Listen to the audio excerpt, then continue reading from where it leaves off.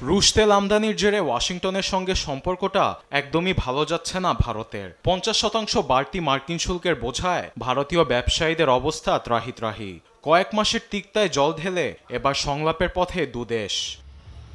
এ প্রসঙ্গে মঙ্গলবার সামাজিক যোগাযোগ মাধ্যম ট্রুথ সোশ্যালে ডোনাল্ড ট্রাম্প জানিয়েছেন, বাণিজ্য বাধা মোকাবিলায় দুদেশ আলোচনা শুরু করেছে।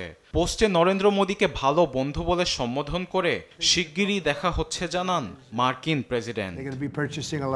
ট্রাম্পের এমন পোস্টে স্বাভাবিকভাবেই উচ্ছ্বাসিত প্রধানমন্ত্রী মোদী। পাল্টা পোস্টে জানান, যুক্তরাষ্ট্র ভারত চিরকালই ঘনিষ্ঠ বন্ধু রাষ্ট্র।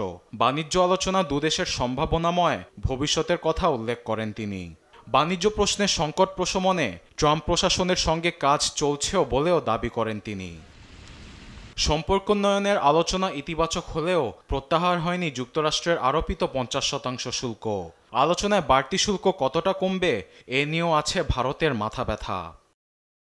নয়াদিল্লির সঙ্গে আলোচনা শুরু হলেও রাশিয়ার তেল আমদানির জেরে ভারতের উপর শতভাগ শুল্কারোপে ইউরোপিয়ান ইউনিয়ন ইইউকে গোপনে চাপ দিচ্ছেন ট্রাম্প। তার এমন কর্মকাণ্ড বাণিজ্য আলোচনায় নেতিবাচক প্রভাব ফেলতে পারে।